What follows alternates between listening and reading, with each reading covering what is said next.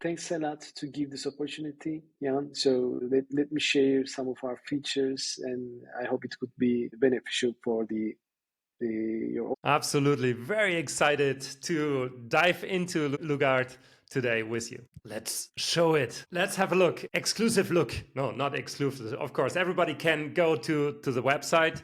It's online, it's up and running. But I think we have the joy to see it by the hands of the CEO of the company. So that's fantastic. If you like to share your screen, it's all yours. Sure. Let me share my screen. Do you see my screen? It's okay. So the main application is app.lugath.com. Some of the audience can go through from directly the website. When you log into platform, after the login, you will have mainly three options. You can translate a document. So we are keeping the style and design of the document and translating it with the best possible engine. On the document side, you can demonstrate this.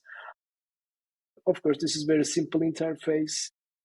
What is the file of name you are uploading, picking the category. So we are deciding which engine should be used according to this content. Of course, your source and target languages. It's really important to make this decision. On the advanced option Sorry side, that I have one question.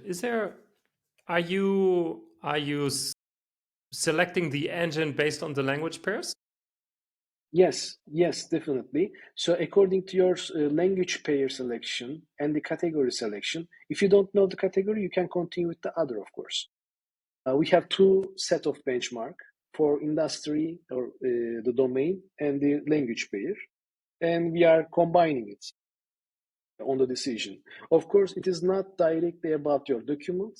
This is calculated before. We have a huge scoreboard to make this decision. Then when you send the translation request, we are redirecting the responses to the related engine. On the advanced options section, of course, you can select the related engine. If you want to translate all the content with the same engine, this is the one other option. You can also use the translation memory. This is an optional part if you have to collect the loopbacks or the similarities. Of course, we have a cross-engine applicable glossary part. This is very niche usage. Some of the engines have their own glossary functionality, but we are trying to handle this cross-engine. This is a little different approach to maintain the term consistency, I must say. So when you select the related languages, then the available glossaries, if you have, is available, and you can pick one or other ones to apply the terms to your content.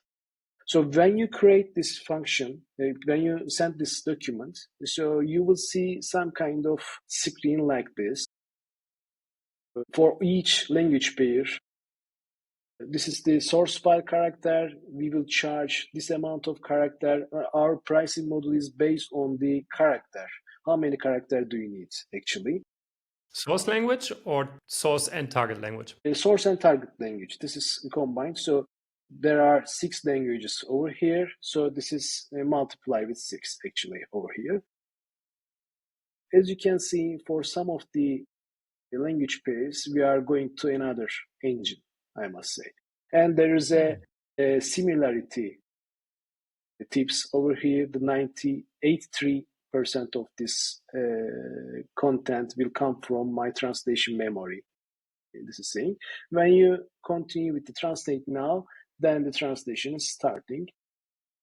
After the translation, you have an option to edit these items with another editor. This is a basic CAT, I must say. This is a basic CAT tool for editing purposes, but we have some differences here.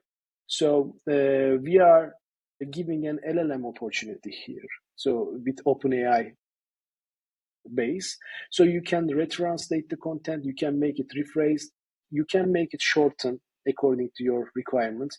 And like a ChatGPT, you can write anything here to make a revision on the related segment. This is really a good opportunity. It doesn't matter what is the language. You can use your language and you can use your words to make a revisions. And this is really working good to make a revisions on the translated context. Mm-hmm. This could be a little bit different approach from the other competitors, of course. Some of them also trying to use this functionality as beta as ours, because this is very new technology. You have also another functionality on the sharing purpose. It is like a Google Drive sharing experience. So we are just writing an email. It doesn't have to be a Lugath account. We are sending an email to them and they are opening our editor. We have another editor to make these contributions with the same editor. So this is actually for getting a contribution from the third parties, like translators or LSPs, like or Beluga. Beluga as a LSP could be included in this translation workflow by an invite, by the share option, right? Definitely. Okay. And you have an option to see, of course, the history, what has happened when, what was the translated version, what is rejected, approved. So we are using this annotation. If there is no color in the tick, it means that this is raw empty result. If it has a colored and one tick, it means that this is post-edited or proofreaded, but this is not approved. If it has a two tick, double tick, then it means that approved. So we are storing all of them in the memory, and the memory is prioritizing these segments according to the situation. Should I use the glossary applied version? Should I use a post-edited version or approved version? This is happening automatically on behind. Normally, it is not, right? So the translators deciding to put the segment to the translation memory or get a suggestion from the translation memory. But we are trying to handle one or mitigate some issue. If you are putting lots of content to translation memory, then the suggestion performance is decreasing. So we are trying to make this decision ourselves without human touch. This is a little bit different context, but we are also trying to maintain it automatically on the translation memory side. What are the results, Orcun, about that? What is the client feedback on these features? But it seems to be new. It seems to be a rather advanced process. Thank you. Most of the users are not translators and translation agencies. That is why they want to continue very fast, and they want to see the cost-cutting options. You have a tone of voice. Your brand has a tone of voice. They want to keep it. If you are working on a document, they want to reuse the reviews or post edits in the next translated documents without a touch, because they don't have a knowledge to maintain this workflow. They are not a LSP, so they are a software development team or a product team, large industry company. Because of these reasons, actually, we try to make it little untouchable. So when you create the memory, it has only name and description, I must say. There's nothing. But some of our clients want to edit the memory now. The current request is something like that. Couple of our customers want to edit, want to remove or insert or delete some of the segments because of the user changes on the terminology or another requirements maybe. And we are considering it now. This is the document parts, I must say. This is a file and folder organization mechanism. You can, of course, export as a zip all the translated content. You can get the report, how many characters we translated or not. You can move and everything. It's like a simple folder and file operations, I must say. On the application side, This is our main expertise, I must say, and I will continue with the website deeply because this is the beta currently. So let's try one of the app from here. Let's say we have a Beluga mobile. I don't know there is, but let's try. Turkish, French. Lock launch should be. There should be a lock launch application. Yes, maybe we can try it from there. When you create the application, and you will see the similar editors here, but there is no content here. It's a key and value pairs in the software. When you open the key section, you have mainly three options. So you can create one by one the keys and the values, character limitations, notes, and everything. And it can be produced by an API calls. We have API support also. The other option is the uploading localization files. Of course, if you have JSON, YAML files, iOS or Android files, you can directly upload to here. Or we have GitHub and Bitbucket plugins to translate the content from the repository. We are getting your access from your software development repository. Let's try one of them now. You are picking the repository. You are picking the main branch. Where is the localization files? You are picking the file. Let's try this one. Then it is retrieved from the GitHub related repository. We detect the language. And when you say merge, it is merged to your application on the Lugath. So when you check the keys again, so you will see the JSON key value pairs and the values. Of course, this is not translated. You can trigger the translations from here.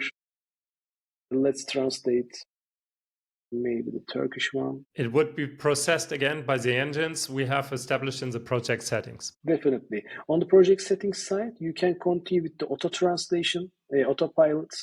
When you upload the files, it will be translated automatically. You can again switch to the customized engine. You don't have to continue with our benchmarks, so you can select the related engine according to your selection.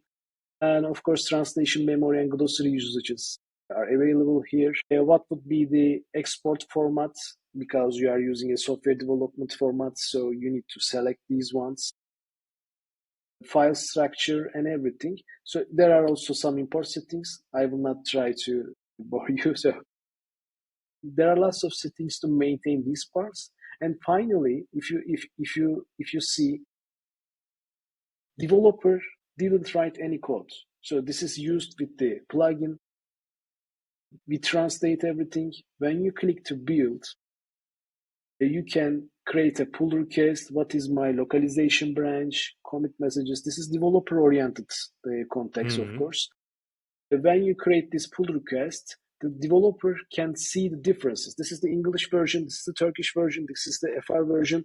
Then they can see the differences, the translation is done or not. Then they can merge the localization branch to main branch and continue to deployment. Your continuous integration and deployment process can start from now. This is the application side. So mostly used by the mobile applications here, actually. But on the website part, this is completely different.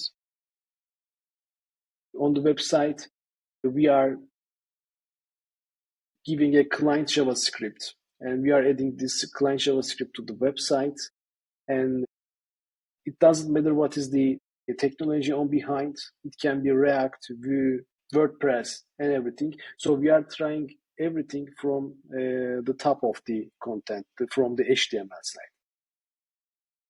Maybe we can try it from the one e-commerce platform from Turkey. I will continue with the other technology. Okay. We need to pick again, source and target languages. When you continue, we are getting the domain. Then we are asking to put this code to your website. You need to ensure that this JavaScript loaded on your website. Okay, so I will continue with the copying the API key firstly. To demonstrate it on the main page, I will use one extension. We can ignore this part also. Let's open the Fashwet. As you can see, this is waiting for connection because there is no translation request currently. Right. On the website, let's continue the main page. They don't have this switcher mainly. If you check on your site, so there is no switcher. When you select the related languages, so we are starting translations. In this workflow, this is, of course, it should be SEO compatible, right? So it should be served according to the language pairs. When the first request comes to your backend, so we are getting all the content from the website page, then giving it to here. You can also, now the connection is done, you can also go to translation section and you can see the pages that we call now.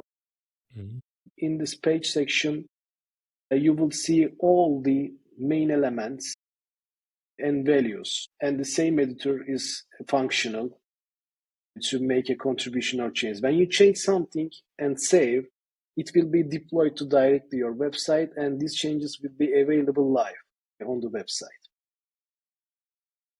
But now what you have done is sort of a scrapping, right? The website scrapping of all the text into the editor and the file formats you have. This is not only the text, by the way. Of course, for the localization purposes, you may need different images, right? Like here. So there is some images also on behind, but it should be replaced in a way. If you prepare the English version or the Turkish version of it, so you can directly replace it from the Lugath site. But before this one, you need to open one settings on website, which is translate media elements. So when you say that, let's refresh the page. Now we are trying to get all the media elements. This is images, videos, and everything. So we need to know the links if you want to replace with another content. So let's check one of these images. I'm opening over here. This is the one of page, one of image in the website. Let's try to find it in editor. What was the name of it? Let's copy this part. Of course, now the element size increased because now we are translating a lot of element in the page. Let's filter down according to element type for the image source. Then let's try to find one of these images. Up to this point, we haven't touched any code from the original website, right? Definitely. This is really important if you don't have a developer time, or maybe some of the time it can be a budget problem. So you don't want to handle the API connection part or plugin part, or you don't want to automate the workflow because you are creating a new content, your pages is always changing, but still you need to handle the translation and localization workflow in a way. So that is why actually we are always following the related content, and if it is changed, we are checking that, okay, these elements already translated, these ones removed, these ones included. So the included part should be retranslated, then we can push the data to the related page. Fully automated. Yes, fully automated. So this JavaScript really, how can I say, this is the easiest way to translate a website in a technical manner currently. There is no other way to translate easily. So this is a 10 minutes effort or something. It's not more than this. So it is really faster to translate whole complex website, because you have product pages, you have product detail pages, you have lots of pages. So, and most of the data comes from different sources, right? It can be coming from database, it can be coming from CMS, it can be coming from CRM. So, but this is aggregated and combined in one page. And we are trying to handle from that one. Of course, some of the time it is really hard. This is depending to your technical structure and the organization of your components. Of course, you may need to continue with our application solution maybe in that way. But if it is not very complex and if you need a speed, then you can use this workflow, I must say. How do you get the content back on the original website? So now we have translated everything. You got everything out. You translate everything with the machine engines. Now, how do you get it inside? How do you use it after what we have seen? For the translation purposes, actually, as a developer, if you put these JavaScript to the related page, there is nothing to do more. So you need to care about this is loaded or not. Then it will be because it's a proxy. It's a proxy situation. So basically, you take care of the local interface. Yes, so we are serving the translated version of the website from our side. This is kind of this is behaving like a CMS, but of course this is not a CMS. So you are only handling your original content, but we are trying to handle the translated versions. So if you this is the single source for your translated content, especially for the websites. So you are only focusing to main or original version of the content. If you want to create or prepare the different version of web page, of course you can make it. So in the exclusions part, you have an option to add some of the URLs. So don't translate it. You can say this one. You can also define some rules. So when the web page is loaded,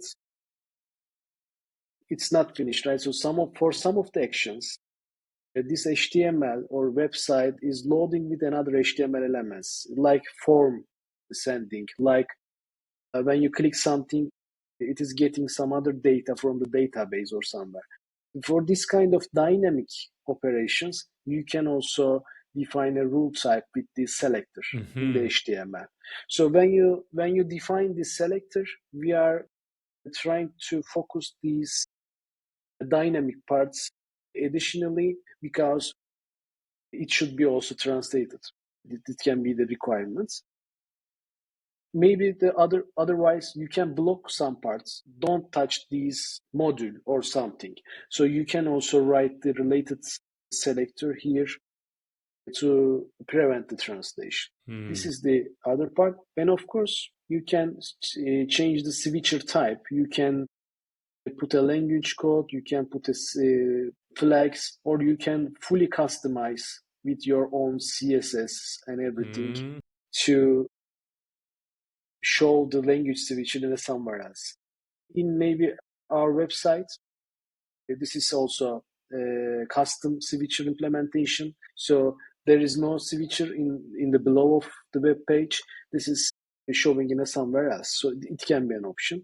So you can access all these kind of components from the JavaScript. Wow, that looks very, very good from the workflow perspective. To speed it up, we're targeting developers, we're targeting companies that want to push out content very fast, automated content, machine translated, AI machine translated. We have the possibility to do quality work on top in the editor interface. We have seen we can even export the content if we want to have an additional service provider, LSP, or whoever who takes care of the revision. And then we can integrate everything back to our website. Yes, definitely.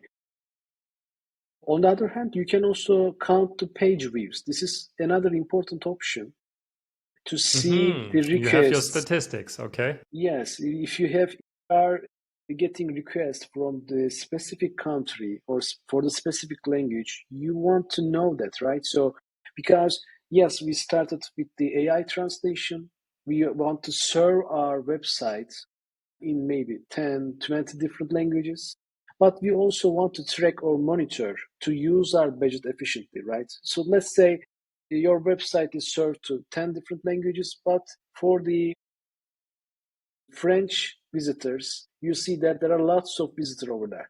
So you can maybe share your budgets to increase the quality of these French content. You need to monitor it. Otherwise, you cannot improve it. If you want to manage the budget efficiently all the time, you have to monitor your language issues, right?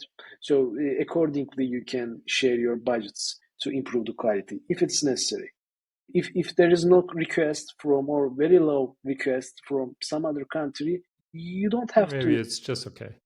Yeah, this is the main functionality from here. So when you refresh the pages, so it is also counting the related requests from here. How many It's real requests come time. from which country? Yes, it's always counting according to whole visitors. The question. Now comes the Sure. business part of all. Because now you have shown the magic behind the system. Walk us through the business plan. So you mentioned it's based on characters, on all characters in the system, so source and target language. The more languages you add, the more increases the pricing. But what were we talking about? Can you walk us? The pricing plans you offer your clients? Actually, we have 4 different pricing plan, and most of them is based on how many characters do you need. So we need to define firstly this one. We are not trying to make everything complex because it can be really hard to understand some of the users, right? So I can say that we are counting the requests, we are counting the other application, number of applications, seat-based pricing. Yes, we can apply these things, but this is decreasing your time to market. So we are in competition, we are in an early, if you are an early stage startup, so we are trying to be more clean for these topics. So this, less is more always. So this is our main motto. So true. We are trying to make these decisions carefully because if you put a functionality to your website with thousands of functionality, thousands of buttons and settings and everything, it is really time consuming. There should be a best practice on the behind. You can define it or the sector can define it. But if you at least some of them implement with the best practice, and it will of course increase the user experience. It will get the value proposition faster. So for price lanes, I saw a free price plan. There's a starter plan. There's a scale up plan, and then there's the enterprise plan. Definitely, everyone can try with the freemium. So we have a 10,000 character limitation only. All the functionality is opened. There is no functionality limitation. All the functionality could be useful with all packages. Only difference, as I said before, how many characters do you need? How many of your content is, how many characters do you need to translate? You can think the language, number of language, of course. You can think the number of documents. This is the main criteria. How do you help me as a project manager, as a developer, to understand how many characters I have for my content? Because maybe, words still, yeah, but we have seen an e-commerce store. So maybe we are talking about, let's be 10,000 new products a month. How can I estimate how many characters I need? It can be queried from the database. It can be checked with the language bundles. All software developers know the language bundles. But of course, some of the content not coming from the software repository directly. It can be coming from the backend side. There should be a way to query the main content. It is mainly the developer.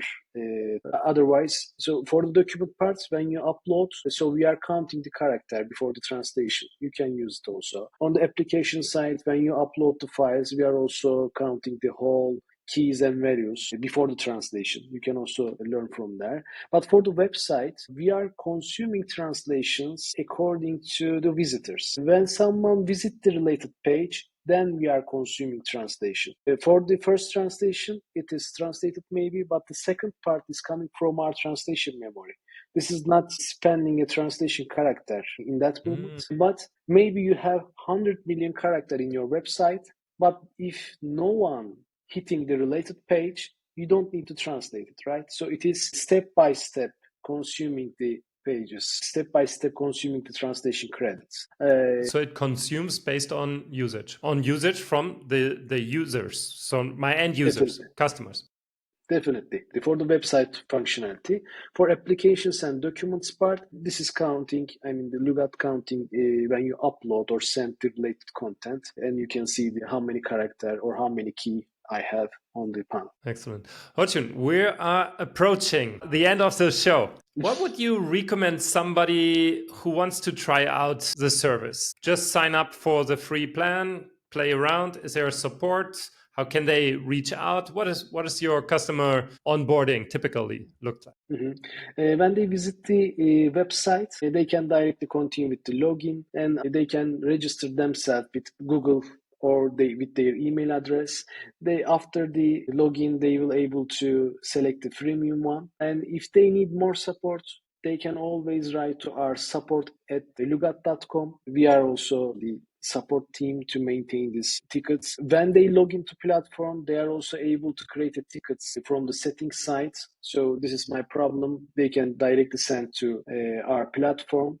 This is the option. They can reach out from LinkedIn also directly to us to ask anything, because we are trying to talk with the peoples. We are trying to give the tailor-made advices, because most of the companies have different technical structures, different problems, different requirements. So we can also talk these kind of things. We would be very happy to discuss these kind of things also. Excellent. So, guys, this was a clear call from Orcun from Lugath. Reach out, endeavor the tool. I will do it. We will do it with Beluga, definitely. And it was a big pleasure to talk to you today. And I'm really looking forward to see this evolving over time. And I hope to have you back on the show as soon as there are new features, new innovation. I wish you all the very best. For the next couple of months. 2025 is ahead. OKRs are set probably already. Orcun, so thanks a lot for being here on the show, and all the best.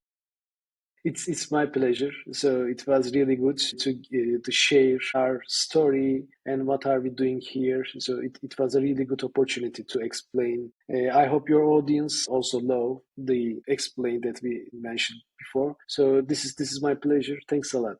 Thanks a lot. This was for our starting point. Questions. Excellent. Thanks a lot, and have a great day. You too. Have a great day. Bye. Thank you.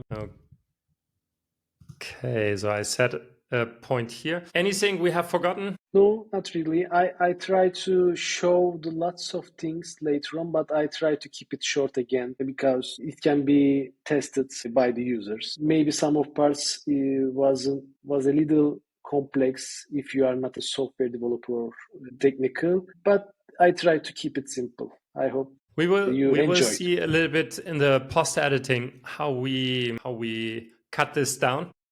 Mm-hmm.